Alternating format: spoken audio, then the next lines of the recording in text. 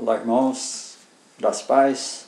Mais uma vez estamos juntos para o estudo bíblico dessa semana.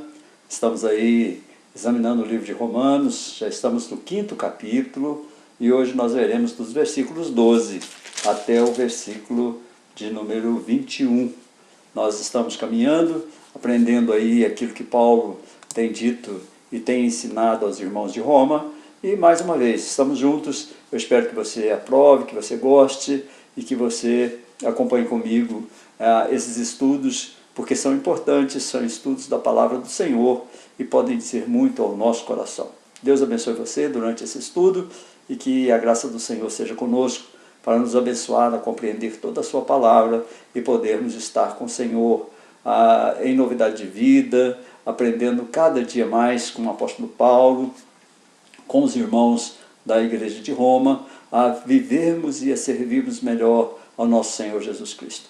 Hoje vamos falar Romanos capítulo 5, a partir do versículo 12, então até o versículo 21, quando Paulo expõe aqui, o título dado na nossa Bíblia é Adão e Cristo, mas na realidade o que Paulo fala aqui é sobre a vida e sobre a morte, ou sobre a queda do homem e o resgate desse homem.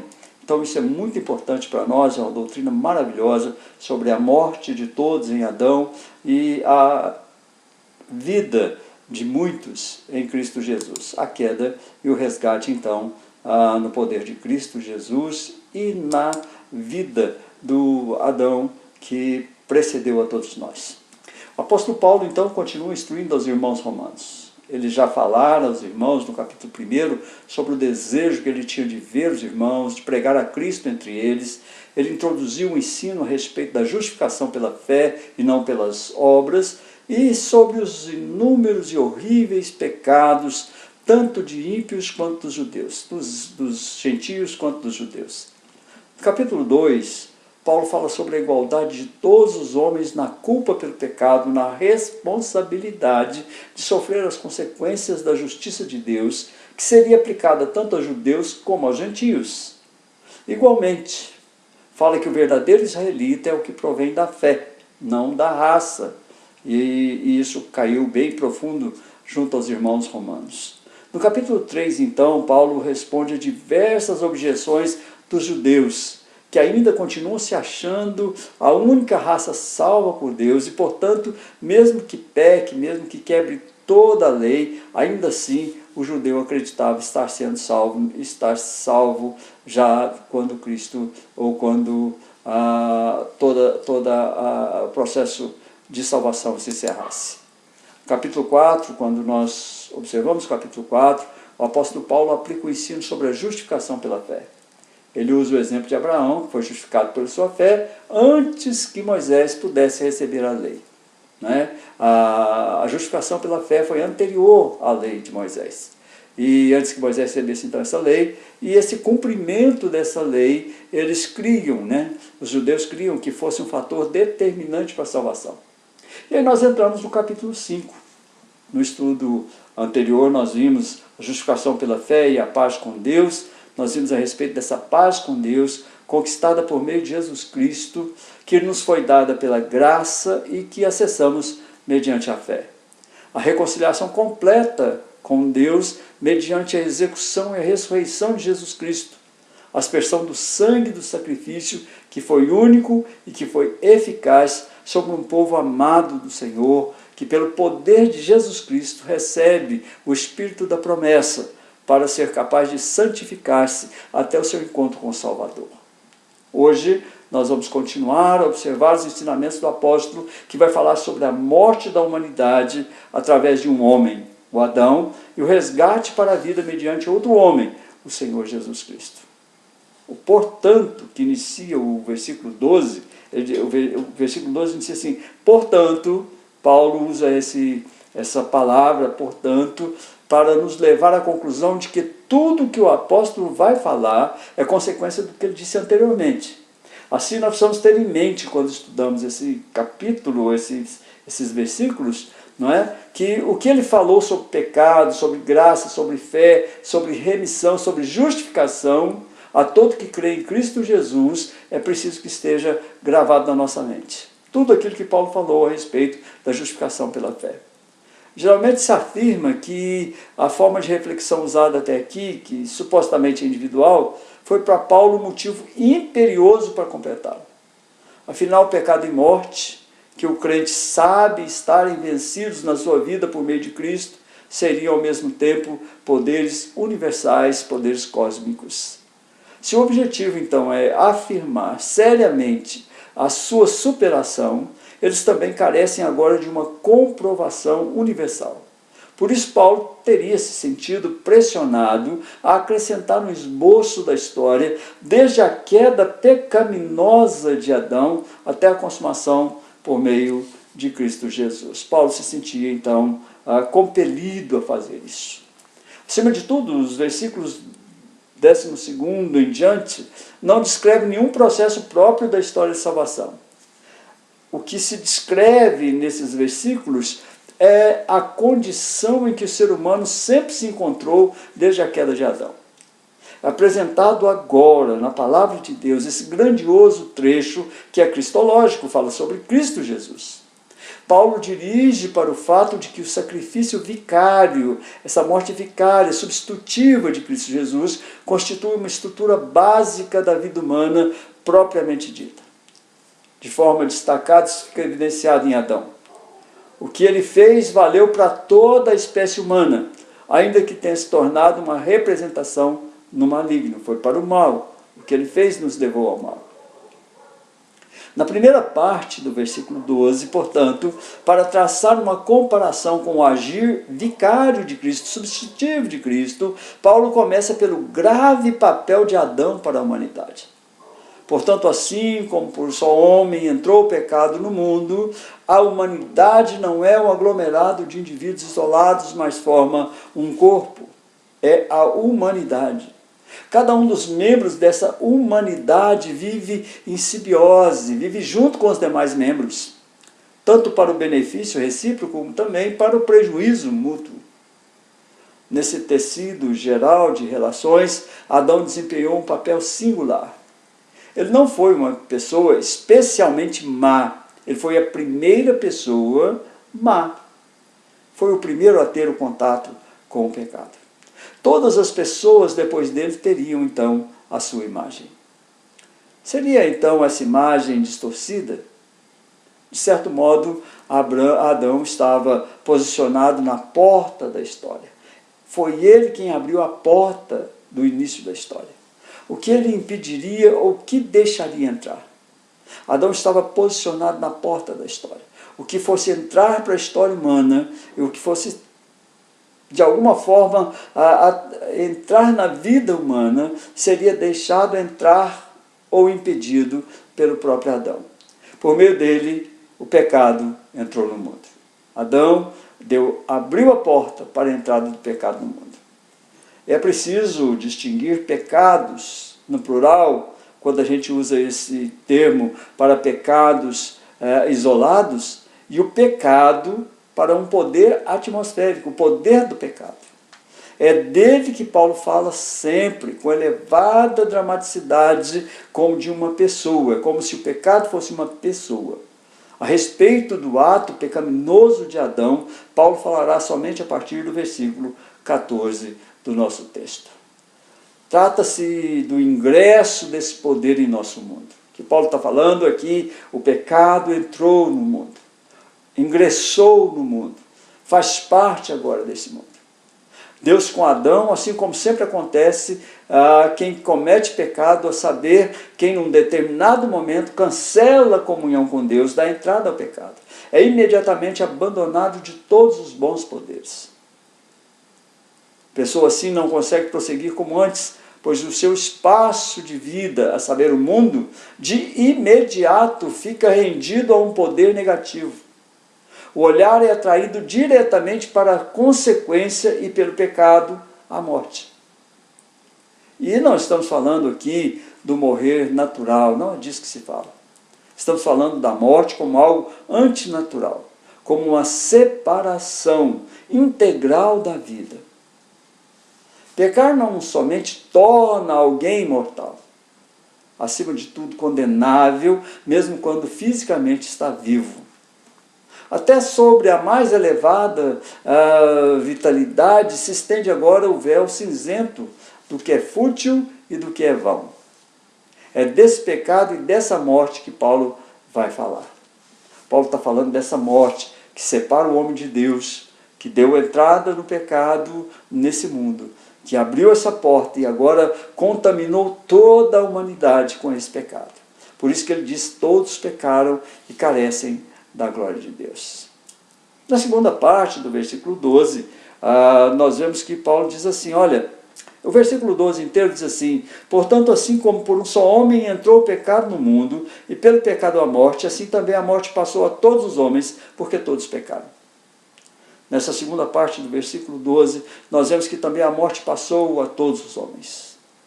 Esse atravessar até nós, essa morte que veio até nós, lança a pergunta, como? Como essa morte chegou até nós? Quando consultamos os pais da igreja, eles responderam: isso aconteceu por via natural, pela hereditariedade, através da reprodução. No entanto, o texto aqui não indica nada a respeito de uma substância pecadora em Adão, que se passa para frente por meio de reiteradas partições de células, pelo multiplicar da humanidade.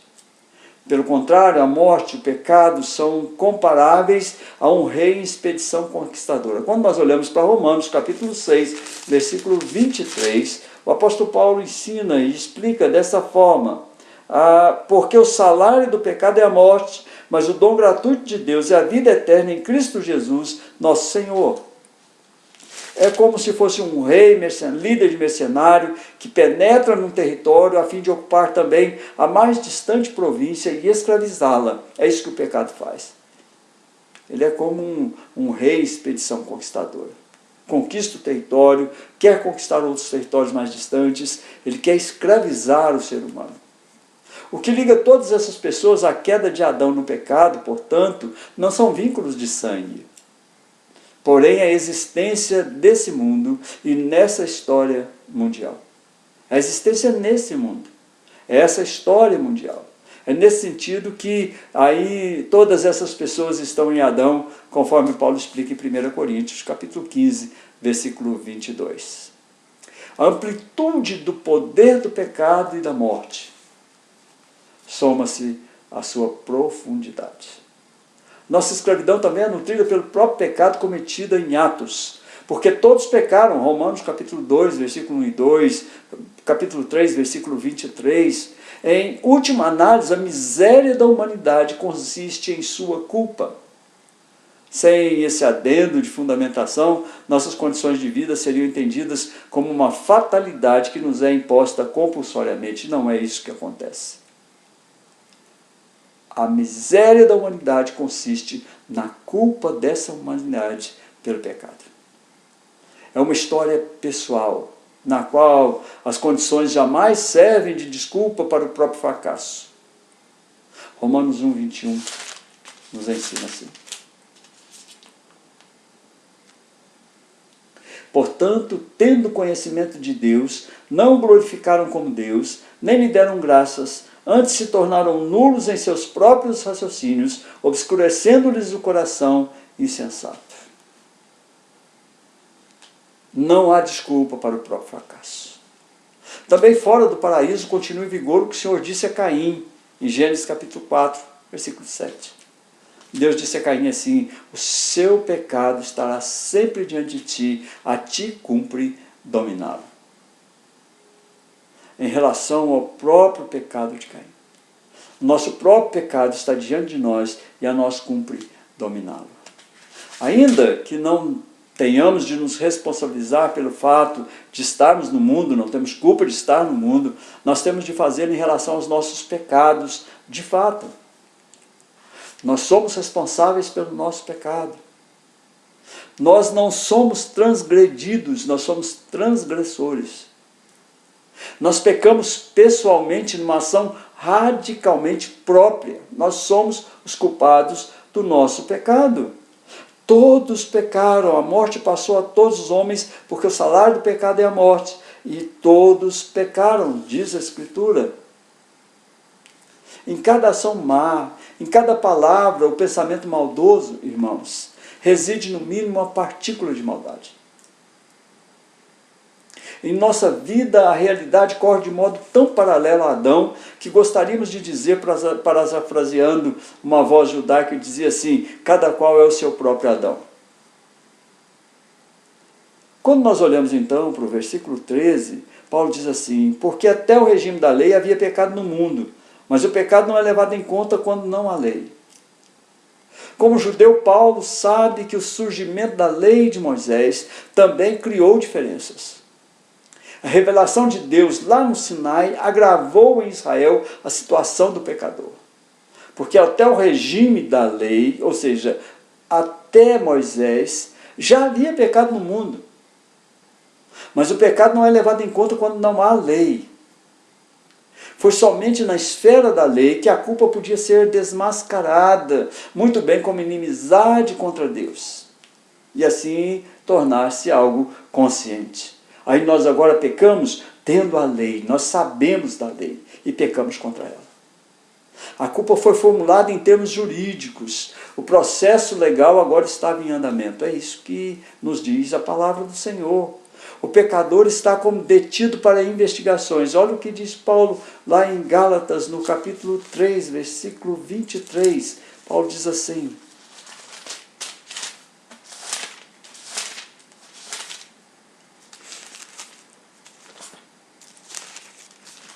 Gálatas 3, capítulo 23, Paulo vai ensinar da seguinte forma: mas antes que viesse a fé, estávamos sob a tutela da lei e nela encerrados para essa fé que de futuro haveria de revelar-se.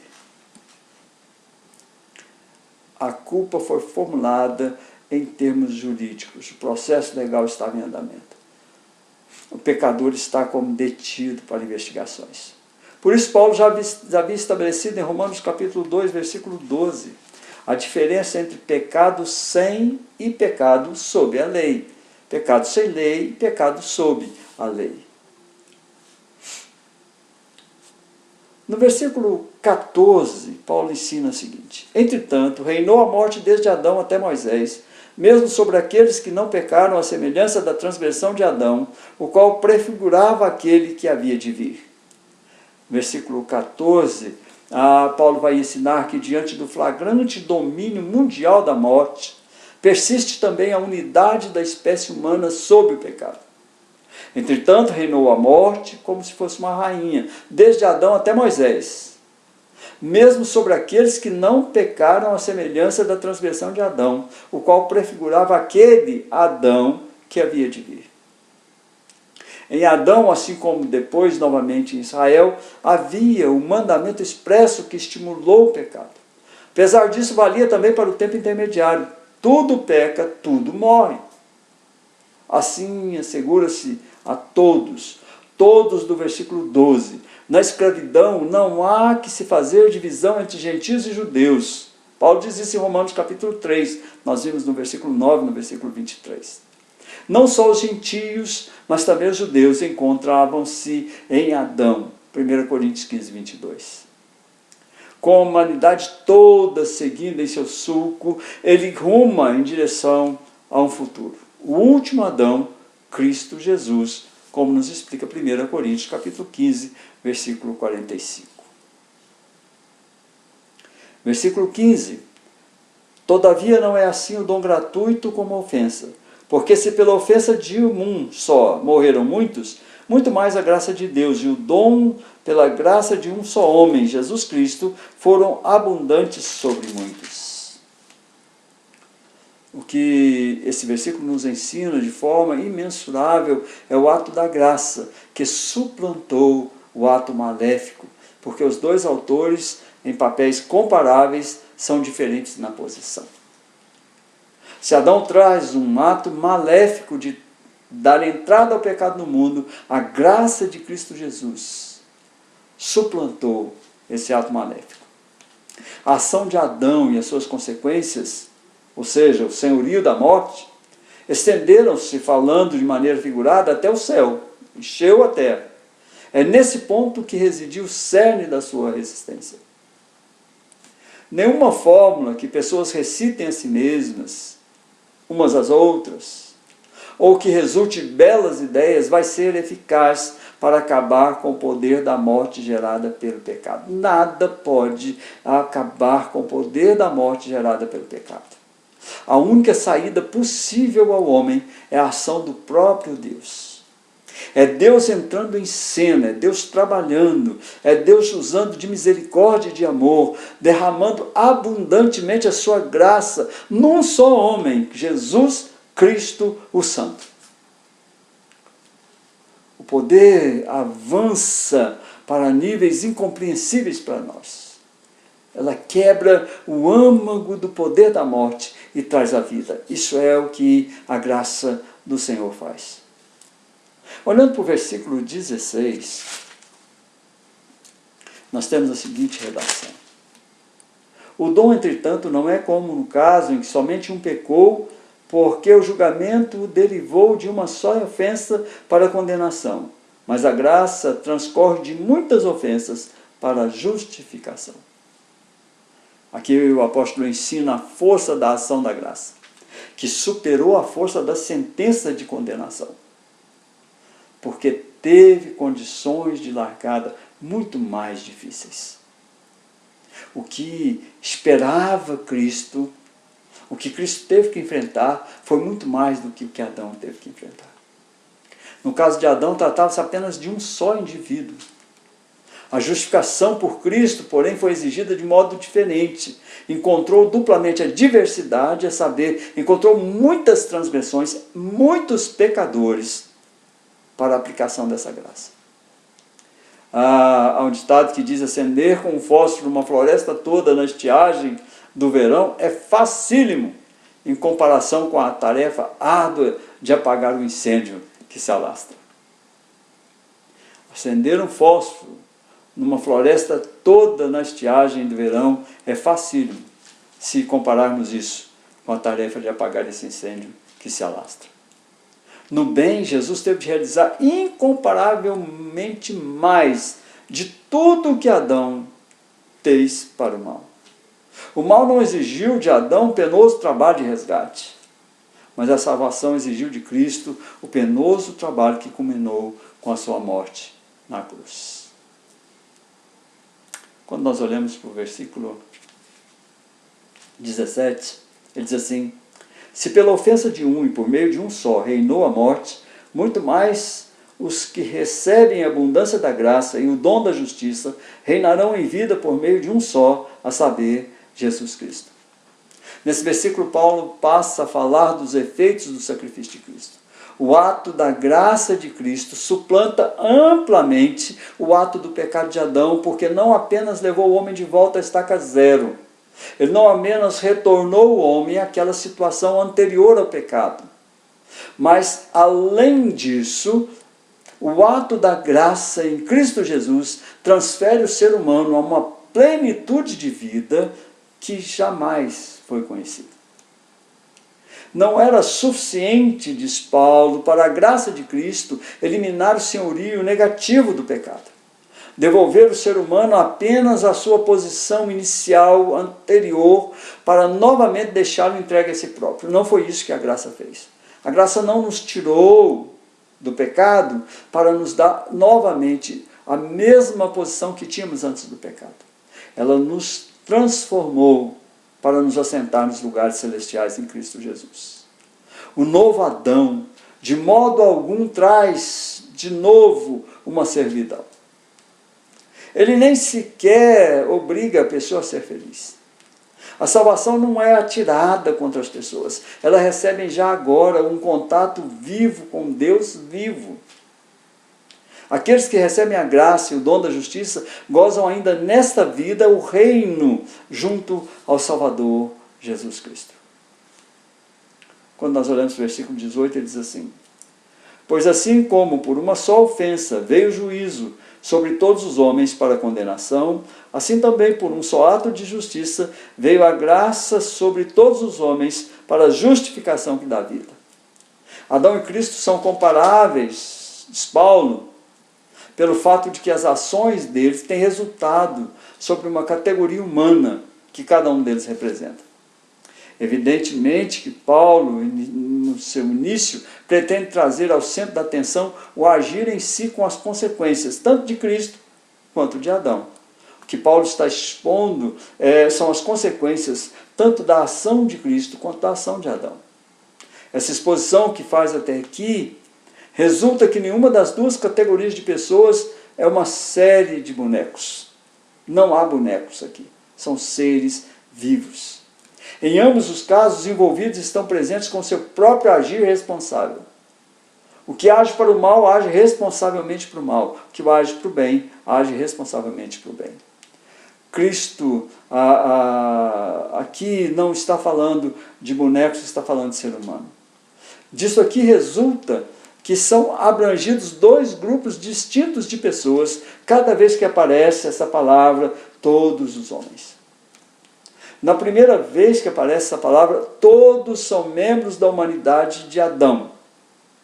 Na segunda vez, porém, refere-se a todos os membros que pela fé estão apegados a Cristo. Todas as pessoas estão em Adão, mas não automaticamente em Cristo Jesus. Entenda esse todos os homens. Todos em Adão, todos em Cristo Jesus. Então, somente aqueles que estão em Cristo Jesus recebem a sua graça salvadora. Quando ele começa o versículo 19, ele diz assim: porque como pela desobediência de um só homem muitos se tornaram pecadores, assim também por meio da obediência de um só, muitos se tornarão justos. Paulo se empenha, como na primeira metade de Romanos capítulo 5, pela esperança cristã. Ele fala sobre esperança cristã. Olha o que ele diz. Pela desobediência de um só homem, muitos se tornaram pecadores. Assim também, por meio da obediência de um só, muitos se tornarão justos. É a esperança cristã. É por isso que ele dá uma forma futura à comparação. Paulo permanece concentrado nas grandes linhas duas vezes, um por muitos ou um por todos. E diferentemente do versículo 18, os termos bem genéricos de lá, que falam sobre ofensa, falam sobre atos de justiça, aqui são nomeados claramente como desobediência e obediência. De acordo com Gênesis 3:5, Adão sucumbiu à tentação de querer ser, pela desobediência, como Deus. Jesus, ao contrário, de acordo com Filipenses capítulo 2, versículo 8, revelou sua obediência e, por meio dela, sua verdadeira natureza da imagem de Deus. Gênesis capítulo 1, versículo 27. Se Paulo fala antes a respeito de ato de justiça e de ofensa, aqui ele abre claramente o entendimento de que esses atos de ofensa são a desobediência e o ato de justiça são aqueles atos que se caracterizam pela obediência a Deus. Ao obediente, Deus concedeu pela ressurreição dentre os mortos o nome acima de todos os nomes e, consequentemente, a vitória. É em direção desse triunfo da graça que Paulo está arrumando, Paulo está explanando, Paulo está ensinando. Nós estamos indo para a graça, o triunfo da graça sobre o pecado. Quando chegamos ao versículo 20, diz: olha, sobreveio a lei para que avultasse a ofensa, mas onde abundou o pecado, superabundou a graça. E aqui ele formula o sentido corretamente entendido de lei. Sobreveio a lei de Moisés, para que avultasse a ofensa, ou seja, para que a lei nomeasse a ofensa, ou a desobediência. A palavra sobreveio, que ele usa aqui, não define a lei como um incidente negativo, não é algo que veio aleatoriamente. De modo algum, Paulo deprecia a lei, como será confirmado depois, quando nós estudarmos o trecho de Romanos, capítulo 7, versículos 7 seguintes. Não representa a revelação central de Deus de eternidade a eternidade. Deus a introduziu antes na história de Israel para conduzir esse povo à profundeza da própria existência.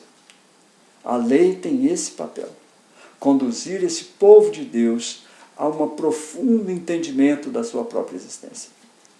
Com essas palavras, Paulo retorna com seu testemunho, jamais compreensível, do amor de Deus pelos seus inimigos. Por isso, Cristo superou o pecado ali onde havia se expandido ao máximo. Quando o pecado chegou ao cúmulo, Cristo o superou. Onde se mostrava o pecado com todo o seu êxito, com todo o seu dolo. Nas profundezas do povo de Israel, Jesus Cristo está nas alturas, revelando graça sobremaneira, mais que qualquer medida conhecida. Paulo está dizendo, olha, se veio a lei para mostrar mais fortemente a ofensa, ou os atos de desobediência. Mas onde o pecado chegou ao cúmulo, a graça superou o pecado. E aí Paulo vai finalizar esse estudo com o versículo 21, dizendo assim, a fim de que, como o pecado reinou pela morte, assim também reinasse a graça pela justiça para a vida eterna, mediante Jesus Cristo nosso Senhor. Paulo fala da graça superdimensionada, que se alicerça, ou que alicerça a certeza da nossa esperança. Nossa esperança está na graça, nessa graça maravilhosa, que traz justiça para a vida eterna. A fim de que, diz Paulo, como o pecado reinou, como um rei, pela morte, assim também renasce a graça, como rainha, pela justiça para a vida eterna, mediante Jesus Cristo nosso Senhor. E o meio para a troca de governo foi a justiça de Cristo Jesus, a justiça de Deus feita e aplicada sobre Cristo Jesus. Seu alvo foi a vida verdadeira, inviolável, ou seja, a vida eterna. A linha final proferida em alto e bom som por Jesus Cristo nosso Senhor já ocorreu no começo, versículo 1, no meio, versículo 11, e retorna agora no final, no versículo 21. Ela proporciona essa certeza de um assunto coeso do início ao fim do capítulo. É isso que nos diz. Paulo fala sobre Adão, fala sobre Cristo, e eu quero concluir esse estudo de maneira bem simples, fazendo uma conclusão que possa trazer luz ao que nós estamos estudando. Paulo está trazendo aos irmãos de Roma, judeus e gentios, uma explicação valiosa a respeito do pecado de Adão que sujeitou todos os homens. Tanto pela ideia de ser Adão o representante federal da raça humana, como pelo sentido dado pelos judeus de uma sujeição em razão de um estado solidário da raça humana. Toda a raça humana descende de Adão, por maneira solidária, também assume o pecado dado por seu pai. Paulo mostra os vales desse pecado, a incapacidade do homem de livrar-se por si só dessa situação através da lei. E essa lei estava arraigada naqueles irmãos de Roma, os irmãos judeus. Paulo mostra a intervenção divina na história por meio de Jesus Cristo, que traz para o eleito a graça suprema que transcende o poder do pecado.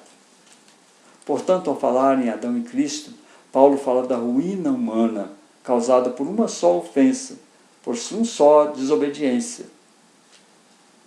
E fala da libertação e do resgate realizado acima de muitas ofensas, por uma só graça, pela obediência perfeita de Cristo. Cristo obedeceu perfeitamente e trouxe para nós o livramento do poder do pecado. Podemos viver sem Ele. Podemos, irmãos, lutar por uma santificação que abre os nossos corações para esse poder eterno de Cristo Jesus. Podemos ser nós, aqueles que recebem de Cristo Jesus um poder imenso para a salvação, um poder imenso para vivermos em sujeição a Cristo. Ouça a história, ouça aquilo que a palavra do Senhor nos ensina. Estamos vivendo tempos tão difíceis, tão complicados. mas podemos, pela graça, suplantar o poder do pecado nas nossas vidas. Seja você um vitorioso. Creia na graça especial de Cristo Jesus, que pode transformar o seu coração e os seus desejos em uma completa obediência à vontade de Deus para a sua vida. Que Deus abençoe você, que Deus nos dê condição de continuarmos estudando a sua palavra. Na próxima semana, vamos para o capítulo 6, que fala sobre a nossa liberdade do pecado, pela graça de Deus, mediante a fé no Filho unigênito do nosso Pai. Deus abençoe você, eu quero orar por você, encerrando assim esse nosso estudo de hoje. Senhor, nosso Deus e nosso Pai, alcança, Deus, todos aqueles que estão ouvindo, aqueles que estão, ó Deus, aproveitando agora um pouco desse estudo. Nós sejamos capazes de compreender a nossa situação em Adão e compreender agora a nossa situação em Cristo Jesus, para sermos, ó Deus, vencedores sobre o pecado que tenazmente nos assedia. Que o Senhor nos dê, ó Deus, esse entendimento de que pela graça, mediante a nossa fé em Cristo Jesus, somos mais que vencedores por meio dele. Que Deus os abençoe. Amém.